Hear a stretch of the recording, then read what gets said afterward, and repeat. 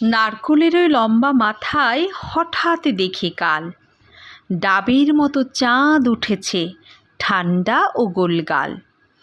ছিটকিনিটা আস্তে খুলে পেরিয়ে গেলাম ঘর। ঝিম ধরা এই মস্ত শহর কাঁপছিল থরথর। মিনারটাকে দেখছি যেন দাঁড়িয়ে আছেন কেউ। পাথরঘাটার গির্জেটাকে লাল পাথরের ঢেউ। দরগাতলা পার হয়ে যেই মোড় ফিরেছি বাঁয়ে, কোত্থেকে এক উটকো পাহাড় ডাক দিল, আয় আয়। পাহাড়টাকে হাত বুলিয়ে লাল দিঘির পার এগিয়ে দেখি জোনাকিদের বসেছে দরবার।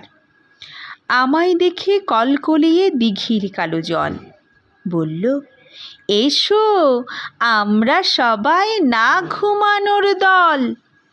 পকেট থেকে খোলো তোমার পদ্য লেখার ভাঁজ, রক্ত জবার ঝোপের কাছে কাব্য হবে আজ।